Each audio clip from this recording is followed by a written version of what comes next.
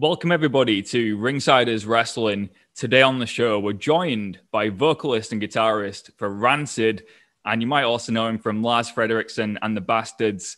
It's Lars Frederiksen. Thank you for joining us. Also, the Wrestling Perspective podcast as well. Of course. Can we go back do a redo on that one? No, we can keep rolling. I'll correct you as we go. That'll happen a lot. Don't worry. But yeah, really appreciate you taking the time to speak with us. You could literally be doing anything else, but you're talking to two little wrestling fans from Hull, so much appreciated.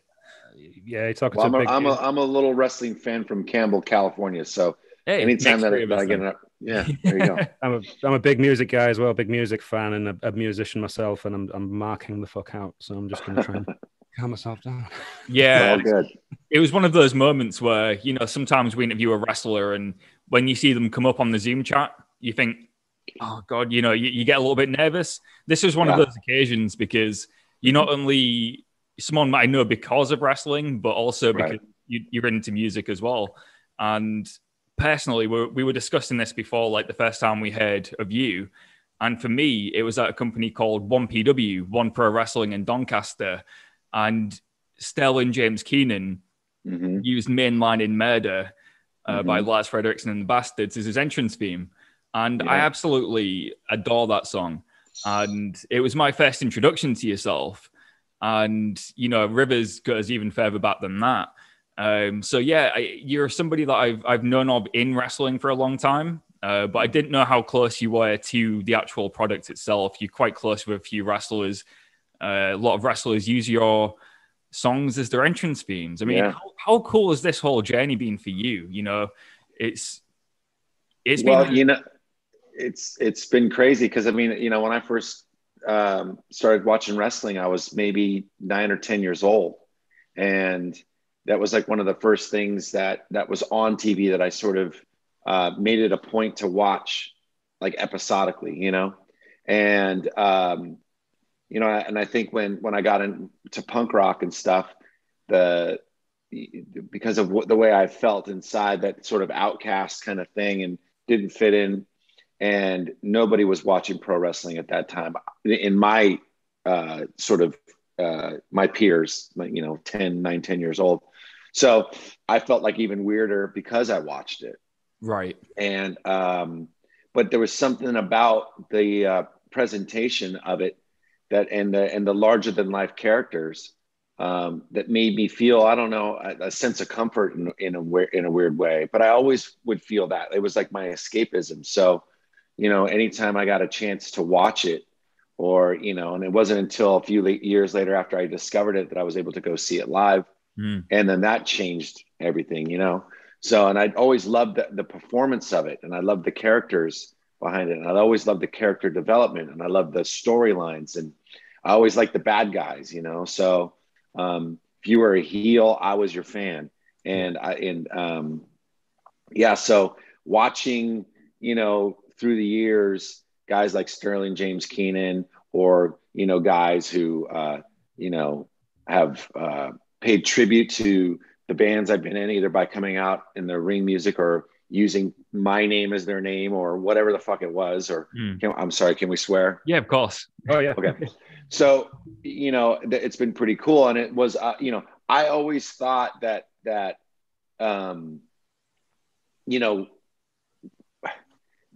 do I phrase this? It's like, I always thought that, like, what would make sense is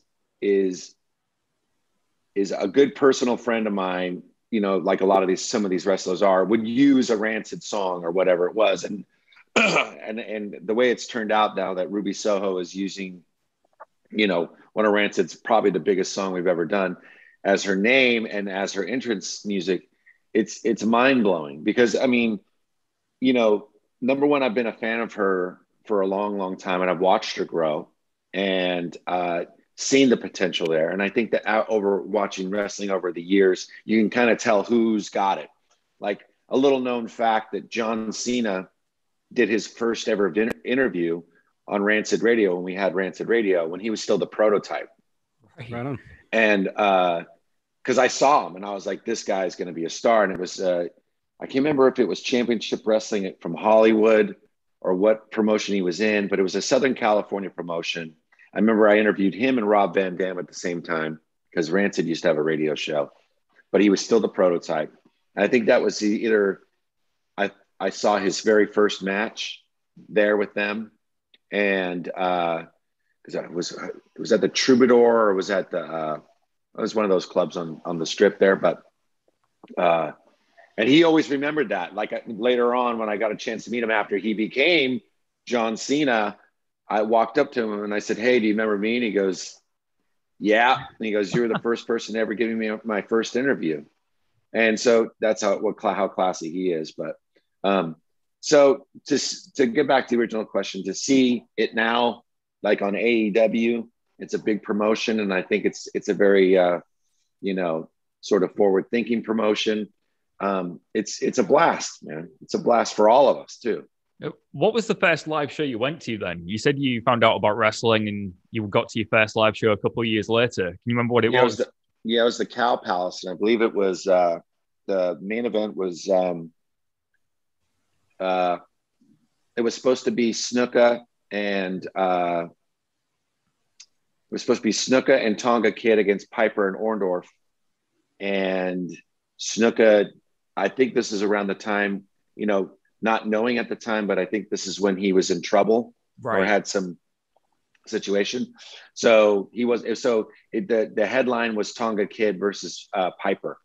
And I remember the finish was Orndorff hits him with the cast, and then, a roll up in 1, 2, 3. But and I'm trying to remember who else was on that card. I want to say Barry Windham, Mike Rotundo were there. I should, sit down and meditate on that one and try to, spark something in the memory banks. But I remember the main event was Tonga and Piper. Is the Cow Palace in Texas? No, the Cow Palace is in San Francisco. It's it's technically Daly City, California, but San Francisco Bay Area. I've heard a lot about that venue. It's quite a historic venue, isn't it? Oh yeah. I mean, I saw Hulk Hogan there later on. I saw Mr. Perfect. They would run that place until probably the early 90s. I think they stopped. Then they would go to the Oakland Coliseum or wherever it may be, Yeah, New Japan Pro Wrestling run there a couple of years ago. That's the first time I'd heard of it, but then I looked into the history, and it's like a who's who of wrestling has wrestled there. So 100%, yeah, it's so cool. I think going back to, obviously, there's little bits of Rancid in yourself in wrestling everywhere, whether it's, the CM Punk ties or Ruby Soho. Yeah. Ruby Soho using your, the theme to come out to, it absolutely fits her perfectly. How important do you think it is that AEW is allowing the wrestlers to use this licensed music? Because for me, some of these songs just fit so much better than anything that could be created for them. And that song in particular gets you really pumped. Yeah, as well. It does. That's like, that's such an anthem. Thanks, Yeah. Well, thank you. I guess, what I've been seeing, since, companies like AEW have popped up and Impact has been there, and then you got Ring of Honor. I mean, you have so many choices now to watch professional wrestling. You can spend your basically every day, all day, watching different promotions with, it's very accessible. I think what AEW touched on, which maybe WWE had, WWE has a formula. And I think that, it sort of cuts off a lot of the wrestlers at the kneecaps. It's like a lot of the times how these guys get there by using a certain persona or a certain thing.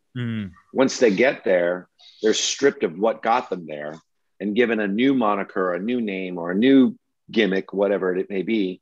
And then it's like, well, now go out and swim again. And it's like, so everything that you've done to get you to that point, you can no longer use that. Yeah. Where I think AEW is smart is they've taken guys off a lot of these guys that you're seeing on TV, me and my kids would go see at the indie show 2 years ago, whether it be Will Hobbs, Frankie Kazarian, Christopher Daniels, the list goes on and on and on about guys that I've seen, in a high school gym with 300-400 people packed, sold out, and now they're on TV, and Will Hobbs has got a main event against CM Punk, which is a whole other story, because my youngest son's favorite wrestler was Will Hobbs, and he just met, the last time he saw his Uncle Punk, was, 8 years ago, when he was a little baby, So, and he just saw him recently, got reacquainted when we played in Chicago, and, was asking Punk questions, just like, well, who's going to win? Is it going to be you or Hobbs? And who decides that? And it was very cool to watch how curious he was about the whole thing. But I guess to answer your question, when you have an artistic freedom to be able to express yourself, and a lot of these people, you take a look at Ruby Soho, like, look at what she's done in 3 weeks that she's been there. Yeah. Mm-hmm. She's shown personality way beyond what we ever saw in the WWE. She cut a promo on Britt Baker that was next level, just recently, that you never saw her do. She's confident, and she's in her, she's in her element. So yes, to answer your question, I feel like the song and the name is one small part to the big Ruby Soho. We're just added the little added things to her personality. It's not what makes her. What makes her is her, right? And I think that just having that creative freedom, and a lot of these wrestlers, I will never, on the Wrestling Perspective podcast, the WWE won't send us their talent. We've tried, they just ignore us. Yeah. But every other promotion, we've had Kurt Angle on there, CM Punk, Ruby Soho, obviously, that's where she got her name, whatever. I mean, that's whatever. But my point is that, like, there's an accessibility to that company that they're allowing. And that kind of creative freedom is only going to spark you to be that much better. It's like if somebody came in and tried to tell Rancid how to make a record, we'd be like, fuck you. We're going to do it our way. You know what I mean? And that is something that we've never taken for granted. But when you actually let a wrestler shine and be themselves, and let's say put some of their own personality, like their real personality, into their character, no wonder it gets over, because that's really them. Because we're human beings, we're going to see through bullshit. Yeah. Right. And especially in wrestling, Speaking of the fuck you, we're going to do it our way attitude. Recently, in America, and the whole world lost Norm Macdonald. I was wondering if you were a fan, because to me, he was like the punk rock of the comedy world. It's funny that you mentioned that, because I have a picture of me and Norm Macdonald in my phone. No way. Oh my God. And it's after heartbroken when I heard the news, because he's one of my all-time favorites. Yeah, I don't know if you guys can see this. Yeah. But oh wow. Yes, yeah. So there's Norm right there, and that's me, and and Jim Brewer was there. It was the Saturday Night Live after party, and I made everybody pull down their pants and get in their underwear, because I was just known for that. Yeah. And I used to dance naked on bars, and whatever. And Norm wouldn't pull down his pants because he wasn't wearing any underwear. So, but yeah, I mean, Norm was obviously, a great comedian, and he, pushed the envelope. And I think that's what is going to be, I'm sure that his family would have other reasons why he was such a great human being, but as a performer and as a comedian, he pushed the envelope. And I think there's a lack of that in today's world, because everybody's so scared to say something that's going to, look at, there's no such thing as a fucking safe space in the world. Okay. No. I came from a generation where, you had to win to get a trophy. Just because you participate doesn't mean you should be celebrated. Yeah. It's like, I mean, that's just the world that I grew up in. I mean, I feel like, everybody's so concerned about pissing everybody else off that there's no place to meet in the middle now. Yeah. It's like, exactly. It's so polarized, you got people over here that say, well, if in America, if you don't wear a mask, then you must have voted for Donald Trump. Yeah. And if you wear a mask, then you're a card carrying red commie son of a bitch. It's like, it's fucking ridiculous. It's the same here. Fucking ridiculous. Yeah, I'm sure it is. That reminds me of that. It reminds me of the lyric. I think it's in the song 6'5", where it says, "Just because I dress like this doesn't make me a communist." Well, that's actually. So, to have and to have not, the Billy Bragg. Yeah. Oh, sorry. Yeah. To have. Yeah. Okay, it's all good. But I mean, that's a Billy Bragg song. He's one of your countrymen. You know what I mean? Right. So, Okay. Right. But I mean, I think the way that everything is so polarized, where I think people get creative is in the mire of everyone's character defects. Like, if you can't celebrate your character attributes you can't just, you have to celebrate the defects as well. It's like, I'm not perfect. You're not perfect. That person over there is not perfect. Everybody's having like a woke competition. It's like, this is how woke I am. And it's like, you know what? How about just be yourself? It's like, I know the difference between right and wrong. You know what I mean? My moral compass is pretty good, I think. You know what I mean? That's a whole other thing. But well, I think your moral compass is correct, because if I might have heard this story wrong, but you were once stabbed by a Nazi when you were a young man. You've probably told the story 1,000,001 times, but if you don't mind telling us again. Well, it was just at a party, you know what I mean? And I had a black girlfriend at the time, and he was saying some stuff, and I defended her. I mean, I grew up in a neighborhood that was very multicultural. I mean, we're all poor, you know what I mean? So it's like, it was like your version of tenement housing. We call it project housing. And my family and the Baileys, we were the only white family on the street. And the Baileys were Irish Catholics, so there was like 40 of them. So somebody might get that joke, but anyways, Catholics, birth control, sorry. But they don't use it. And it's why there was 40. Like rabbits. Yes.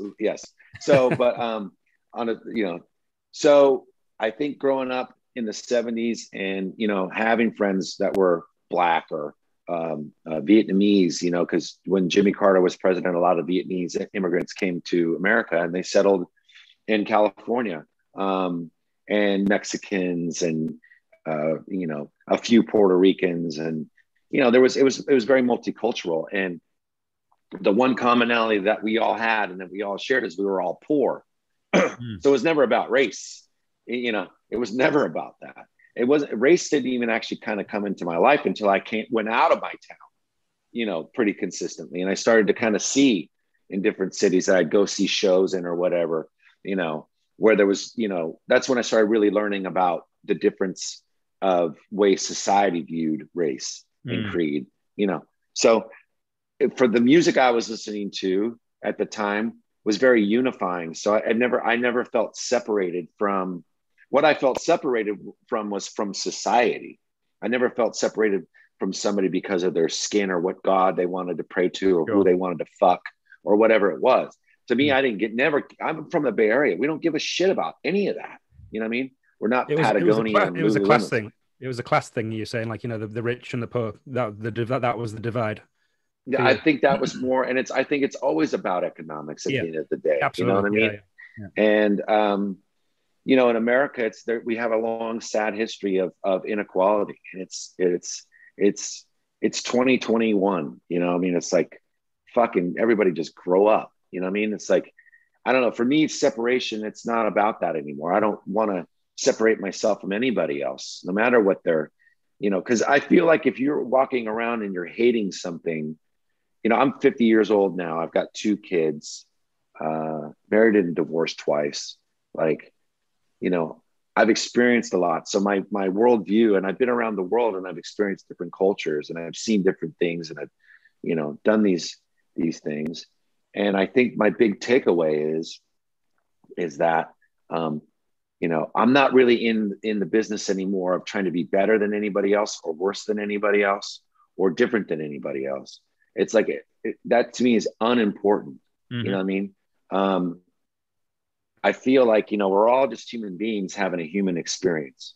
And whatever that may be for you, there's probably a shit ton of fucking lessons there.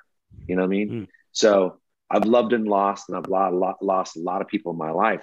And I feel that, like, just coming over the last couple of years, I'm not reacting to them the same. Like, these things don't happen to me. They don't happen at me. They just happen. And I've been lucky and fortunate enough to stay alive long enough to watch it.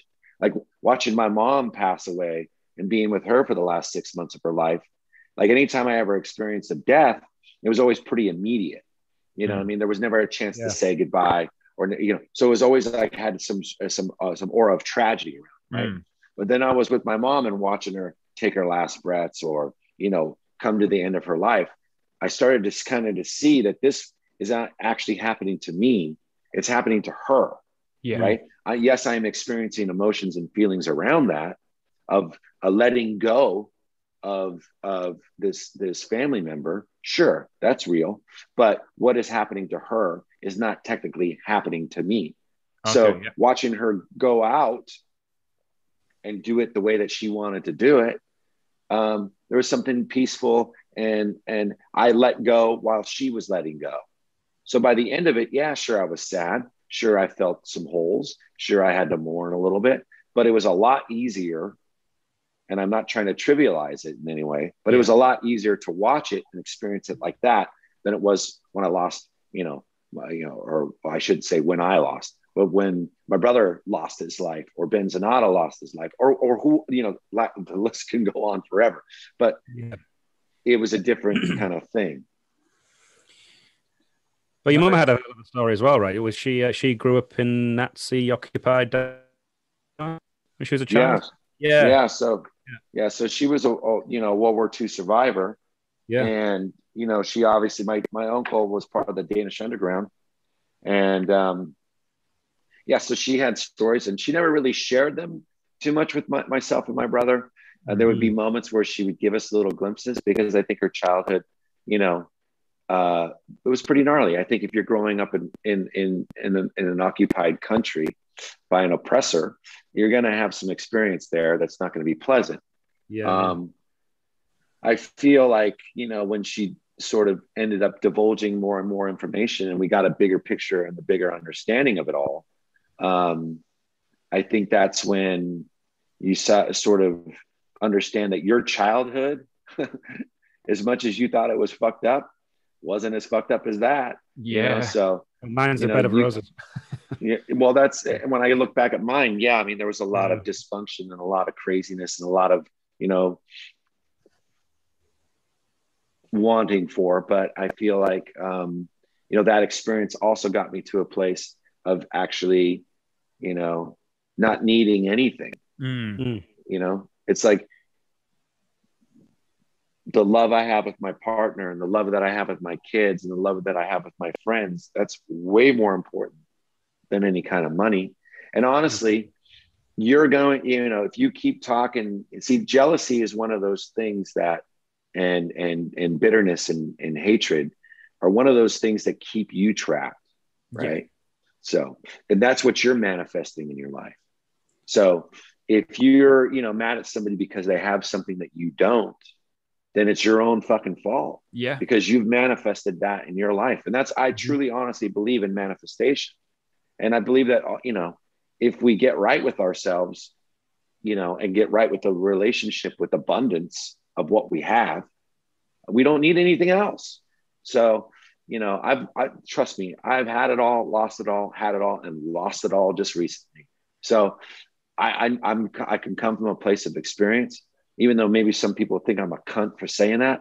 But I honestly, I really don't give two shits. Like the people I have in my life now are the real people. I don't need any new friends. I'm not taking any new fucking resumes. So I don't really care about the outside world and the things that you can gather. It's more about like what's happening here and in my family, and obviously what's on, pro wrestling.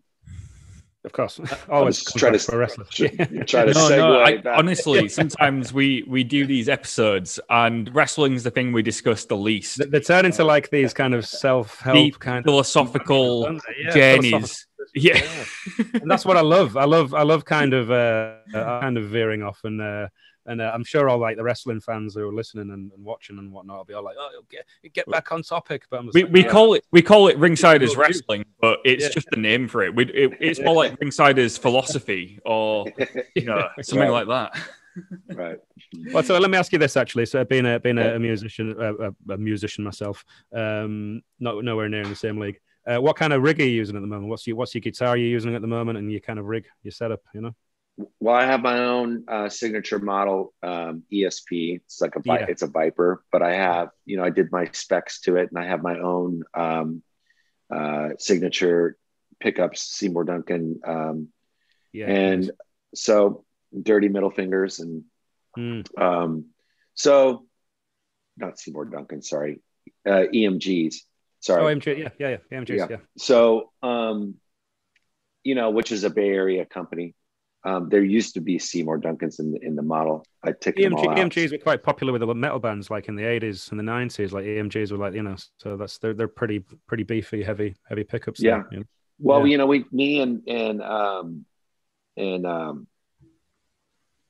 one of the main guys down there, we just sat in that. What I wanted to sound like was like a DiMarzio Super Distortion and a Dirty Finger.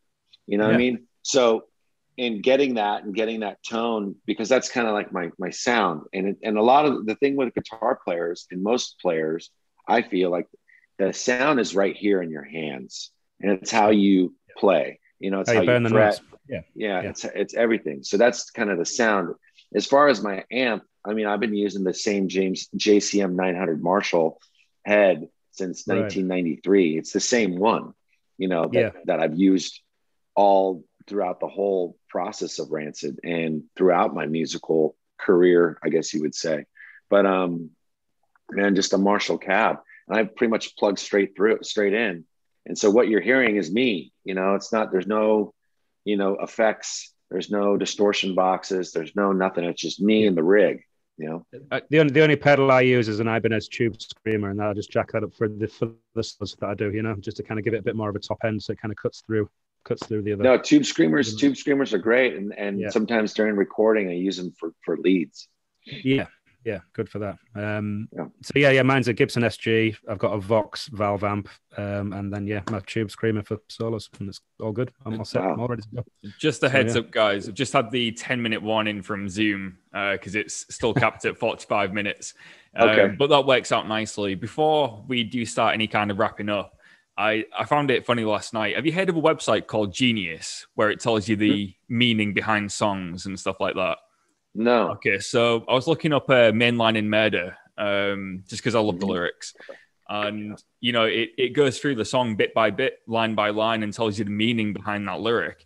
And I was like, I'm curious to see what it says about that song. It's the only song I've ever found where there was no explanation for any of the song. It just returned no results for any explanation. I've got to ask, is there a meaning behind that song, or is it just exactly how it sounds, how it's written? It's it's a bit of a bloodbath, that song. Yeah, well, it's about quitting smoking. Really?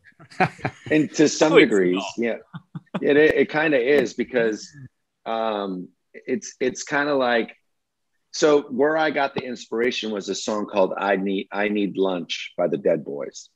And I remember I was sitting on my couch, and it's got that kind of Cramps kind of thing. Dun, dun, dun, dun, dun. Just don't touch me, baby. Fingertips, they feel like pins across my skin. So basically saying, I'm kicking, so don't touch me.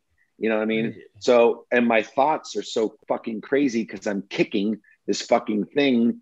And it was like, for me, it was like nicotine, heroin, it was like, what was that feeling like? Well, it's like, I'm so angry and so uncomfortable that all I'm thinking about is killing everybody. You know what I mean? Right. So I'm mainlining murder. So I don't know why those two words kind of came to me, but they did. And I was like, that kind of sounds cool. It does. And so, I mean, that's and then I always thought it was kind of like a Motorhead kind of feel to it too, just with the chord changes and the way that I'm kind of, and then once I kind of got that first verse about like the kicking of the nicotine or the whatever it was, because when I tried to quit smoking, it was like kicking heroin. It was fucking gnarly, and I just didn't want to be touched. Just leave me alone. You know what I mean? And it was like, so just light another cigarette so I don't regret inviting you over. So it's kind of like, when you're getting that secondhand smoke when you're trying to quit and you're like, oh, that's okay. You know what I mean? So that was kind of part of it. You know what I mean? I don't even know where, I was like 20 something. So, and I think then the next verse, what I got was, that's when I started to kind of take it like, oh, this could be about like me sneaking into somebody's house. That's what I always thought it was. It is. Yeah. But it didn't really come to steal their cigarettes. Yeah, there you go. but then, so there's a last line where I say, you broke my heart. I dug your ditch. I'm coming after you, you dirty bitch. I'm going to murder you. Now, it's not about a girl. It's not about a guy. It's not about any of that. It's about, I literally, when I used to think about the Marlboro cigarette pack, because I know that sounds fucking completely bizarre and whatever, but that's what it was. But I remember Gordy and I, because his cousin, she was murdered around the same time and was found in a shallow grave on the side of the highway. And he came to me and he told me about this. And I said, Gordy, it's not about that. And I know it's sensitive. And we had to have a conversation about it because he felt weird because he knew I'm not an editor. I'm not like a guy that's going to like change my words around to appease anybody. Mm-hmm. Right. So I was saying, listen, man, I know that like this happened. And I remember we had a really good sit down about it and we came to an agreement. And I really honestly respected him enough to hear him out because obviously he was in the band at the time and would be singing that or a part of that, right? Something that's tragically happened to his cousin or whatever. And here I am saying, I'm going to murder you, dirty bitch, right? But I wasn't talking about the physical act of killing somebody. I was talking about the physical act of killing an addiction. Right. So, well, I've just had my mind blown. So that's amazing. That is amazing. Yeah. So but I will say I did not quit smoking after I wrote that. I still smoked up until about 3 years ago. And now I'm smoke free. So Lars Frederiksen writes a song about quitting smoking, still doesn't. There's literally no hope for me. I still smoke. I bought some nicotine gum today to try and quit, and I'm vaping a bit, but I still smoke. What See, these are nicotine pills. Right. Okay. And that's what, I mean, honestly, I was on tour with Stomper, November 2019, I guess it would have been, or 2018. And everybody in Germany smokes. Everybody in the band pretty much smoked, minus a few people. Our backstage would be so freaking smoky. And I was totally comfortable in that. You would smell like it, you know what I mean? And I came home with what we call the Euro death flu, right? And so I decided I was going to take a break from cigarettes. And so I got about a week and I was like, well, wait a second. I don't need to go back to this. So I think I might have tried to smoke one more time and it just tasted awful and it just hurt my lungs so bad. And I just said, fuck it. And then I got better. And then I was like, well, maybe I could do it again. And I was like, well, wait a second. You've got 3 or 4 weeks now. So why don't you not do it? And then I got sick again with some lung thing that lasted all the way past Christmas. And I just didn't touch cigarettes for 3 months or whatever it was. I said, well, now I got 3 months off of it. Why go back to it? It's stupid. Yeah. It's dirty. It smells. It's not very, the more and more when I run into smokers now, I'm just like, how the fuck did I ever do that? Like, because I got so far away from it, I was just like, it stinks. It's not attractive. It's an awful habit. It really is. It's awful. But I mean, but then to each is their own. I mean, everybody's got to figure out their own thing on their own time. Everybody has a vice or two. So absolutely. And me, it's coffee in a Thor glass. Coffee all day long. Absolutely Coffee. Love coffee. Lars, this is going to be this is going to sound a little cheesy, but I've got a friend who is a ridiculously massive fan of yours. She's a career-long Lars Frederiksen fan. Her name's Janie. So would you mind just saying hi to Janie for us? Hi, Jenny or Janie? Jenny. Jenny. Hi, Jenny. Nice to meet you. Jayne. Yeah, Janie. Oh, Janie. Well, see, that's the thing. That's the whole accent. Sorry, it's my accent. Horrible accent. Yeah. No, it's terrible. No, hi, Janie. Nice to meet you. And I guess before we wrap up, I think we've got a minute and a half left. Tell us, is there anything coming up you want to promote? Anything going on with Rancid or yourself? Nah, I mean, I was here to talk about pro wrestling and then ended up talking about something completely different. So. Hey, maybe we'll get you on again someday. We'll talk about wrestling. Take you on the roller coaster of life, man. What can I say? Yeah. We're a philosophy podcast. I've had a great time talking shit with you. Me too. I've had a wonderful time. This is my favorite ever thing in my life. Never mind. Awesome. You've peaked. I'm just going to go walk into traffic now. I'm done. No, don't walk into traffic. Don't do that. But I really appreciate you guys taking the time for me and giving me a platform to talk and hopefully next time we can actually talk about wrestling. Wrestling. Let's do that. Sure. Awesome. Right, cool. Thank you so much. Thanks, guys. Lars Frederiksen with Rancid Lars Wrestling.